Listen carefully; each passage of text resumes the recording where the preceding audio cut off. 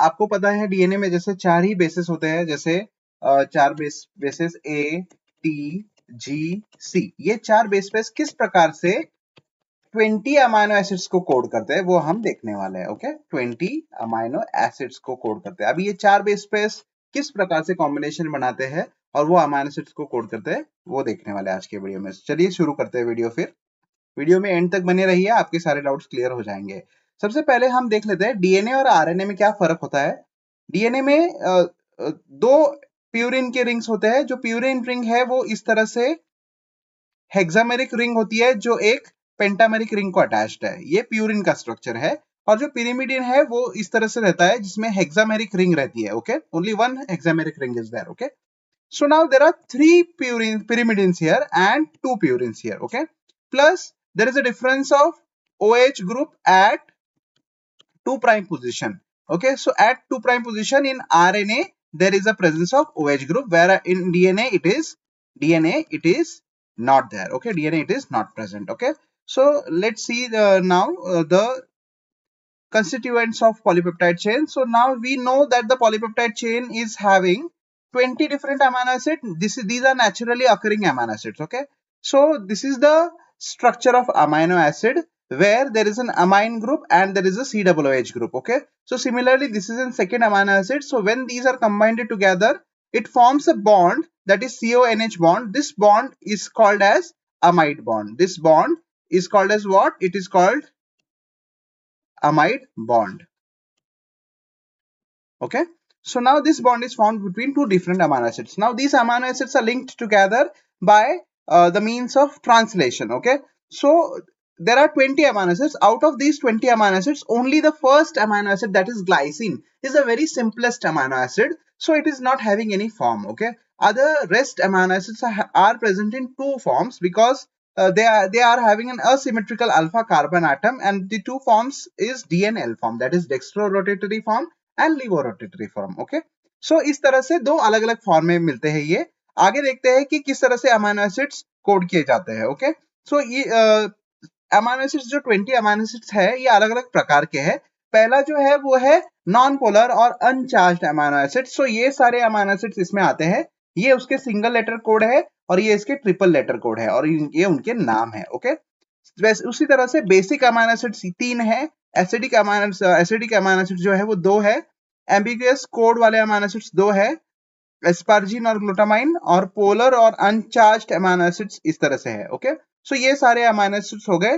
किस तरह से कोड किए जाते हैं वो हम देखने वाले हैं। इस एक्सपेरिमेंट को डेसिफरिंग ऑफ जेनेटिक कोड इस तरह से भी कहा जाता है। ओके, पहली बार मार्शल नायरनबर्ग और हेनरिच मेथाय, इन दोनों ने इस पे काम किया था, इसीलिए इनको इसका श्रेय दिया जाता है। ओके, और एक इंडियन साइंटिस्ट भी थे जिनके बारे में हम आगे पढ़ने वाले हैं, हरगोविंद खुराना, इनको भी श्रेय दिया जाता है इसका।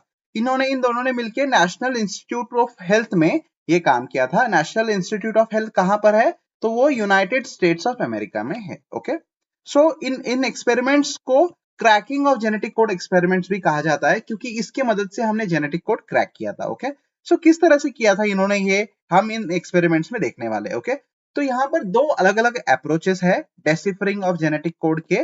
पहला अप्रोच है थ्योरेटिकल अप्रोच, जिसमें से हमने परम्यूटेशन कॉम्बिनेशन किए डीएनए के 4 बेसिस के, और किस तरह से एक कोडॉन होगा यह हमने अनुमान लगाया।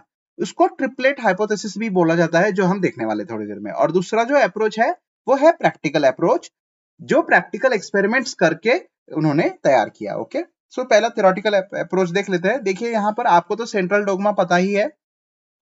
इस तरह से सेंट्रल डोग्मा होता है, जो साइंटिस्ट फ्रांसिस क्रिक द्वारा दिया गया है। ओके, फ्रांसिस क्रिक, इनके द्वारा सेंट्रल डोग्मा ये प्रपोज किया गया था। इसमें क्या है, तो पहला जीन होगा, जीन से ट्रांसक्रिप्शन होगा, ट्रांसक्रिप्शन से एमआरएनए तैयार होगा, और फिर प्रोटीन सिंथेसिस होंगे। इस तरह से प्रोटीन तैयार होंगे। ओके, लेकिन ये प्रोटीन किस तरह से तैयार होते हैं? इसमें जो अलग अलग अमाइनो एसिड्स है, डीएनए के 4 बेसिस मिलकर अलग अलग अमाइनो एसिड्स किस प्रकार से कोड कर सकते हैं वो हम देखने वाले हैं। ओके, सो यहाँ पर आप देख सकते हैं कि डीएनए के जो बेसिस है, अगर उसमें हम एक ही बेस एक कोडॉन को या एक अमाइनो एसिड को कोड कर रहा है, जो बेस अमाइनो एसिड को कोड करता है उसको कोडॉन बोला जाता है। ओके, सो सपोज एक ही बेस एक अमाइनो एसिड को कोड कर रहा है। Okay, one base, if it is coding one amino acid,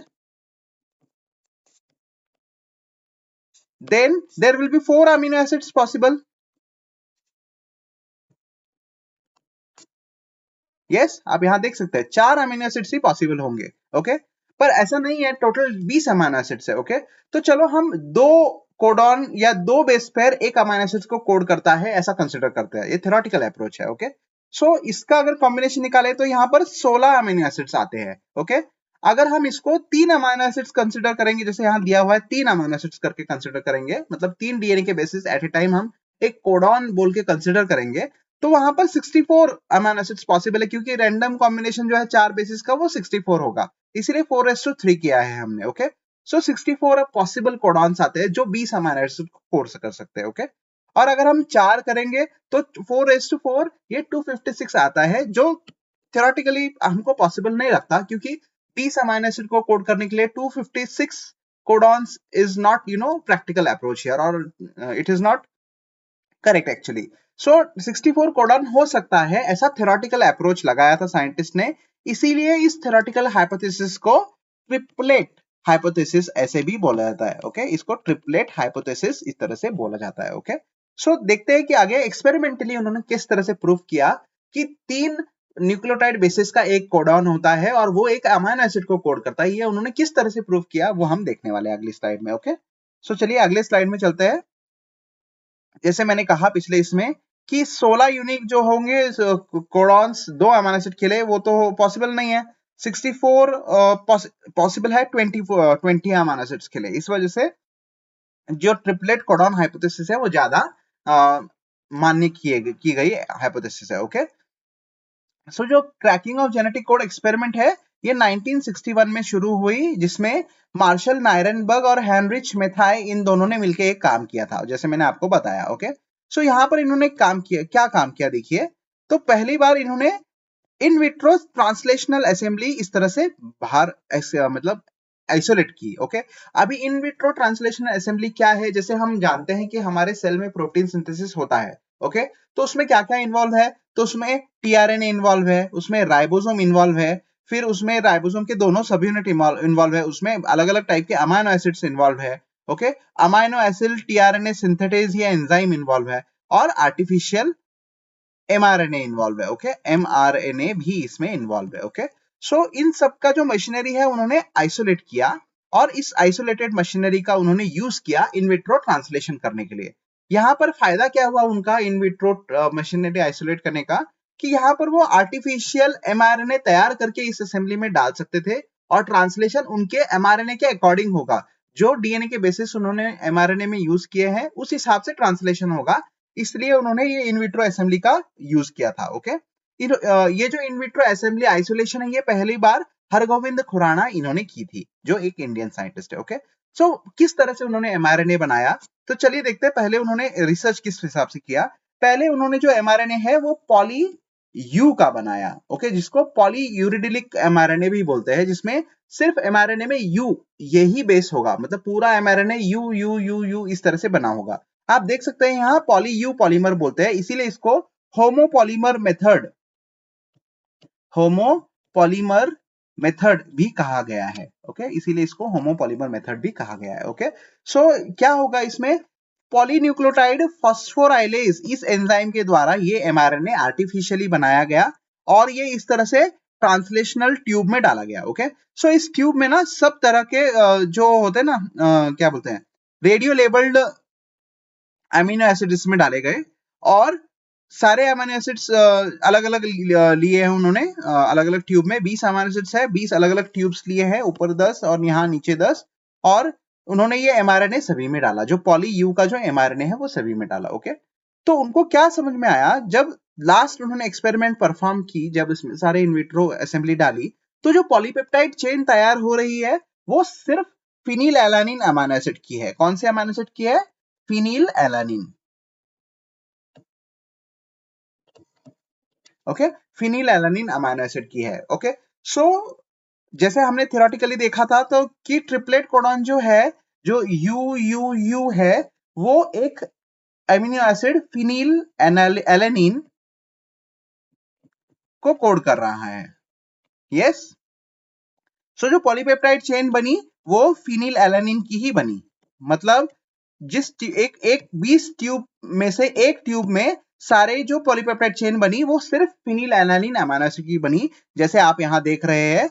इसी में ही आपको प्रोटीन ट्रांसलेशन मिला, बाकी किसी भी ट्यूब में प्रोटीन ट्रांसलेशन नहीं मिला, क्योंकि जो यू हाँ, ये जो ट्रिपलेट कोडॉन है ये सिर्फ फिनिलएलानिन अमीनो एसिड को कोड कर रहा था। ओके, सो इस तरह से उन्होंने पॉली यू के साथ किया, उन्होंने पॉली ए के साथ भी किया। ये जो होमोपॉलीमर मेथड है उसमें उसने सेकेंड टाइम किसके साथ किया?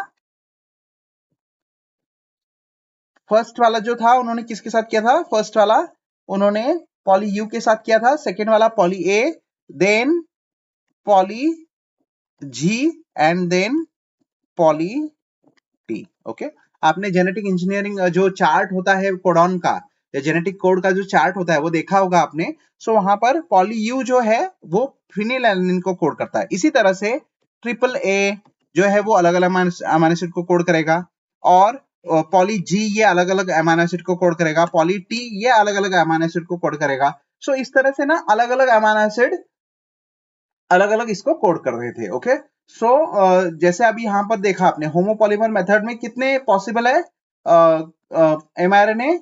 सो यहाँ पर 4 एमआरएनए पॉसिबल है। ओके, जिस तरह से आप देख रहे हैं यहाँ पर पहला वाला पॉली यू का एमआरएनए है, दूसरा वाला जो है वो पॉली ए का एमआरएनए है। अगर पॉली ए लेंगे, मतलब अगर 3 ए मॉलिक्यूल एक साथ आएंगे तो कौन सा अमीनो एसिड तैयार होगा? 3 ए आएंगे तो लाइसिन अमीनो एसिड तैयार होगा। ओके, सो लाइसिन अमीनो एसिड आएगा। सो उसमें सिर्फ लाइसिन की पॉलीपेप्टाइड चेन तैयार होगी। ये जो सेम प्रोसेस है ये लाइसिन के लिए भी उन्होंने रिपीट किया, तो सॉरी पॉली ए के लिए रिपीट किया तो लाइसिन अमीनो एसिड आया। पॉली जी के लिए उन्होंने जब रिपीट किया तो पॉली जी में कौन सा आएगा? ग्लाइसिन अमीनो एसिड आएगा पॉली जी में। हाँ, देन पॉली टी में जो है वो वहां पर कौन सा आएगा? पॉली टी नहीं, सॉरी पॉली यू। यू का तो हमने अभी भी देखा, यू ए जी और सी, सॉरी सॉरी यहां पर सी कोडॉन आएगा, सी। ओके, तो पॉली सी आएगा तो कौन सा अमीनो एसिड आना चाहिए? देखिए पॉली सी आया तो प्रोलीन अमीनो एसिड आना चाहिए। ओके, सिर्फ प्रोलीन की पॉलीपेप्टाइड चेन बनेगी। ओके, सो इस तरह से उन्होंने ना क्या बोलते हैं होमोपॉलीमर मेथड से कोडॉन क्रैक किए। ओके, जैसे यहाँ पर अभी बताया कि पॉली यू फिलिन एलेनिन को क्रैक कर रहा है, या पॉली यू बेस ये जो जेनेटिक कोड है वो फिनिल एलेनिन अमीनो एसिड दे रहा है। उसी तरह से मैंने बताया कि ए लिया तो लाइसिन आता है, फिर सी लिया तो प्रोलीन आता है। जी जो एक्सपेरिमेंट है उससे नहीं किया जा सका क्योंकि जी जो है वो थोड़ा सा अनस्टेबल था, बट स्टिल उन्होंने जी का भी रिजल्ट मिला उनको। ओके, जो नेक्स्ट एक्सपेरिमेंट उन्होंने किया वो कोपॉलीमर मेथड से किया। कोपॉलीमर मेथड में उन्होंने क्या किया? दो न्यूक्लियोटाइड बेस को एक साथ लिया। ओके, दो न्यूक्लियोटाइड बेस को, जैसे यहां आप देख रहे हैं एयू को उन्होंने एक साथ लिया और एयू इस तरह से एमआरएनए तैयार किया। ओके, अभी देखिए जब एयू एमआरएनए लेंगे तब क्या होगा? देखो पहले सो एयूए पहला ये कोडॉन तैयार होता है। सो एयूए ये आइसोलेशन अमीनो एसिड को कोड करता है। ओके, उसके आगे जो कोडॉन तैयार हो रहा है इस कोपॉलीमर एमआरएनए में यूएयू कोडॉन तैयार हो रहा है। ट्रिपलेट कोडॉन हमने अगर कंसिडर किया तो सो उससे टायरोसिन जो अमीनो एसिड है वो कोड हो रहा है। सो जो पॉलीपेप्टाइड चेन होगी इस केस में, जो कोपॉलीमर मेथड है पहली वाली, इस केस में ना दो अमीनो एसिड की पॉलीपेप्टाइड चेन तैयार होगी जो आइसोलिसिन टायरोसिन इस तरह से होगी। ओके, सो इस तरह से उन्होंने अलग अलग कोपॉलीमर्स यूज किए हो। ओके, उन्होंने GU यूज किया, फिर AG यूज किया, GA यूज किया, इस तरह से अलग अलग पॉलीमर यूज किया और उन्होंने अलग अलग रिजल्ट उनको मिला। जो पॉलीपेप्टाइड चेन बन रही थी, जिस कोडॉन के हिसाब से बन रही थी, उन्होंने उनके सारे रिजल्ट्स नोट डाउन किए। ओके, कुछ कोडॉन ऐसे थे जो यूनिक थे, जैसे अपना मिथियोनिन का कोडॉन जो है वो यूनिक कोडॉन है। जैसे अभी AUG ये तो होमोपॉलीमर में भी नहीं आएगा और कोपॉलीमर में भी नहीं आएगा। सो इसके लिए उन्होंने यूनिक अमीनो एसिड्स जो बचे हुए हैं अमीनो एसिड्स जिसका अभी तक कोई कोडॉन नहीं आया है, तो इस तरह से यूनिक अमीनो एसिड का उन्होंने जो एमआरएनए है अलग अलग जो बचे हुए अमीनो एसिड्स है उसका कॉम्बिनेशन करके बनाया और उन्होंने जब AUG का बनाया तब मिथियोनिन आया। ओके इस तरह से बाकी जो एमाइनो एसिड है जो यूनिक कोड द्वारा कोड किए जाते हैं या फिर एक ही कोडॉन उनको कोड करता है, उसकी भी डिस्कवरी हुई या उसका भी कोडॉन असाइनमेंट जो है वो निकाला उन्होंने। ओके और कुछ कोडॉन अभी जैसे टोटल 64 कोडॉन पॉसिबल थे वहां पर, बराबर है। सो इस 64 कोडॉन में जो 61 कोडॉन्स है, टोटल 64 में के 61 कोडॉन्स जो है ये कोड करना हमको पॉसिबल हुआ इस एक्सपेरिमेंट्स के द्वारा। 61 कोडॉन्स हम कोड कर पाए, लेकिन 3 कोडॉन जो थे वो हम नहीं कोड कर पाए, क्योंकि जब ये 3 कोडॉन उस mRNA में आ रहे थे या आगे अगला कोडॉन जब ये 3 कोडॉन में से था, ओके कौन कौन से अलग 3 स्टॉप कोडॉन्स में से था, तब वो प्रोटीन सिंथेसिस वहां रुक रही थी। सो इनको उन्होंने स्टॉप कोडॉन बोला। क्या बोला उनको? स्टॉप कोडॉन बोला। ओके सो 1965 में ये पूरा काम हुआ। सेल्फ सिस्टम जो है जो इन विट्रो ट्रांसलेशन के बारे में मैंने आपको बताया, वो हरगोविंद खुराना और उनके कलीग द्वारा पूरी तैयार की गई थी। इस तरह से टोटल 64 कोडॉन्स किस किस चीज के लिए कोड करते हैं ये हमने निकाला।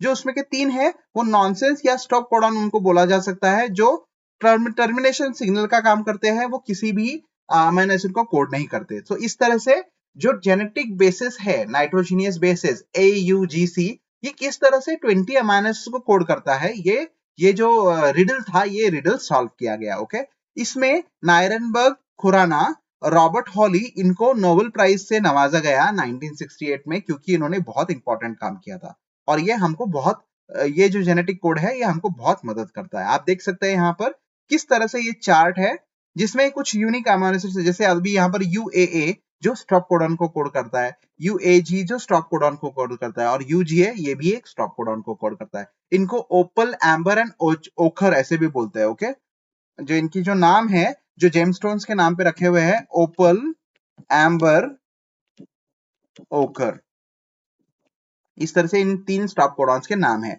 बाकी कुछ यूनिक जो एक यूनिक जो अमीनो एसिड वाला जो कोडॉन है वो है मिथियोनिन का कोडॉन, जो AUG द्वारा कोड किया गया है। बाकी एटलीस्ट बाकी सारे 2 कोडॉन द्वारा तो कोड किए जाते हैं। ओके कुछ कुछ है जो 6 कोडॉन द्वारा भी कोड किए जा सकते हैं। ओके तो ये प्रॉपर्टीज ऑफ जेनेटिक कोड के मेरा जो वीडियो है आप उसमें देख सकते हैं कि कोडॉन की क्या क्या प्रॉपर्टीज है, जेनेटिक कोड के क्या क्या प्रॉपर्टीज है। ओके सो इस तरह से ना जो भी कोडॉन्स है वो निकाले गए। इसमें से क्या निष्कर्ष आया, उन्होंने बोला कि ऑलमोस्ट सारे अमीनो एसिड्स जो है वो 2 या 2 से ज्यादा, कुछ कुछ है जो 4 कोडॉन्स द्वारा भी कोड किए गए हैं। मतलब एक अमीनो एसिड जो है वो ज्यादा से ज्यादा 6 कोडॉन्स, अलग अलग 6 ट्रिपलेट कोडॉन्स द्वारा कोड किया जा सकता है, कम से कम 2। इसमें एक ही एक सॉरी 2 जो है इसमें एक्सेप्शंस है, मिथियोनिन और ट्रिप्टोफैन के, जो सिर्फ सिंगल कोडॉन द्वारा ही कोड किए जा सकते हैं। ओके बाकी जो अर्जिनिन, सेरिन एंड ल्यूसिन है ये 6 अलग अलग कोडॉन द्वारा कोड किए जाते हैं। ओके सो इस तरह से अलग अलग क्या बोलते हैं कोडॉन्स की डिस्कवरी हुई और हमको पता चला जेनेटिक नॉलेज क्या है। ओके अभी जो mRNA है इसमें अगर आपने देखा, अभी जैसे मैं आपको बताता हूँ, यहाँ पर आपने चार्ट देखा mRNA में, जैसे अभी आप यहाँ पर देख रहे हैं तो ये जो है ना ये ट्रिपलेट कोडॉन है, लेकिन जो पहले जो 2 बेसिस है वो जो 2 बेसिस U आ गए तो उसमें पॉसिबिलिटी ये हो जाती है कि 2 ही अमीनो एसिड वहां पर इनकॉर्पोरेट होंगे, फिनिलएलनिन और ल्यूसिन। मतलब क्या है कि जो थर्ड बेस है, थर्ड बेस जो mRNA में आने वाला है, वो बेस आने से पहले ही हम प्रेडिक्ट कर सकते हैं कि फिनिलएलनिन आएगा या ल्यूसिन आएगा। वहां पर अगला जो अमीनो एसिड है फिनिलएलनिन है या ल्यूसिन है। सो इसीलिए जो थर्ड बेस है उसका इंपॉर्टेंस कम हो जाता है, इस वजह से उसको वबल्स बेस ऐसा भी बोला जा सकता है। क्या बोला जा सकता है? वबल्स बेस। ओके सो ये जो हाइपोथेसिस है वो साइंटिस्ट क्रिक ने डिस्कवर की थी, इसीलिए इसको वबल्स हाइपोथेसिस भी बोला जाता है। आप देख सकते हैं यहाँ पर देख सकते हैं कि GC जो है वो कौन से अमीनो एसिड को कोड कर रहा है? ल्यूसिन अमीनो एसिड को कोड कर रहा है। और GU जो है इस तरह से आप देख सकते हैं कोड क्या है? CUC है। और दूसरा कोड क्या है? CUU। ओके यहाँ पर CI या UI, यहाँ पर बेस तो G ही आने वाला है ऊपर। Yes this is the normal pairing. U आने के बाद भी ऊपर G वाला जो tRNA है, ये tRNA यहाँ पर U आने के बाद भी ज्वाइन हो सकता है। एक्चुअली यहाँ पर ये जो बेस है वो एक ही टीआरएनए से काम कर रहा है। मतलब यहाँ पर जिस तरह से बता रहे हैं सेल में कि 20 डिफरेंट अमाइनो एसिड्स के लिए अलग अलग टीआरएनए होने चाहिए, यस, और टोटल कोडॉन्स कितने, 61 कोडॉन्स है। सो 61 कोडॉन्स 61 डिफरेंट टीआरएनए को कोड करने चाहिए, मतलब 61 डिफरेंट टीआरएनए सेल में होने चाहिए, पर ऐसा नहीं है। ओके, एक ही टीआरएनए दो अलग अलग सेम अमाइनो एसिड्स को कोड कर सकता है, क्योंकि पहले जो बेस पेयरिंग है कोडॉन और एंटीकोडॉन लूप में टीआरएनए के, ये पहले दो बेस ही फिक्स कर देते हैं कि कौन सा अमाइनो एसिड आने वाला है। जैसे हमने यहाँ पर देखा कि CUC बेस अगर आया या CUC आया तो भी जो अमाइनो एसिड आएगा वो ल्यूसीन अमाइनो एसिड ही आएगा। समझ में आ रहा है? तो इस वजह से ये जो सिंगल टीआरएनए है जो ल्यूसिन को इधर बाइंड कर रहा है, वो CUC कोडॉन के लिए भी काम कर रहा है और CUU कोडॉन के लिए भी काम कर रहा है। इस वजह से जो थर्ड बेस है उसको वर्बल्स बेस इस तरह से बोला जाता है या वर्बल्स हाइपोथेसिस बोला जाता है। ओके, यहाँ पर आप देख सकते हैं जो मैंने पीछे दिखाया था वही यहाँ पर दिखा रहा है कि इस तरह से UCC या UCU दोनों भी आए यहाँ पर। जो थर्ड बेस पे है वो एक इंटरमीडिएट बेस भी हो सकता है, इसीलिए उसको कई बार, जैसे अभी एडिनिन और ग्वानिन का जो इंटरमीडिएट बेस है उसको इनोसिनेट बोलते हैं। ओके, जो न्यूक्लियोटाइड बायोसिंथेसिस में पहले इनोसिनेट तैयार होता है, उसके बाद उससे फिर एडिनिन और ग्वानिन तैयार होता है। ओके, सो इसको इंटरमीडिएट बेस बोलते हैं। तो कई बार ना ये तीसरे पोजीशन पे इंटरमीडिएट बेस भी प्रेजेंट रहता है जो अमीनो एसिड को कोड कर सकता है। मतलब एक एमआरएनए वो अलग अलग टाइप के अमीनो एसिड को भी वहां ला सकता है। ओके, सो इस वजह से सेल की एनर्जी भी बचती है और ये वर्बल्स हाइपोथेसिस द्वारा हमको समझाया गया था। ओके, सो इस तरह से जो डेसिफरिंग ऑफ जेनेटिक कोड के एक्सपेरिमेंट्स है वो कंप्लीट हुए। आशा करता हूं कि आपको ये समझ में आया होगा। अगर ये समझ में आया है तो प्लीज चैनल को शेयर करें, वीडियो को शेयर करें, कमेंट करें नीचे, सब्सक्राइब करें चैनल को, और कोई प्रॉब्लम हो तो पूछें। Thank you so much for watching.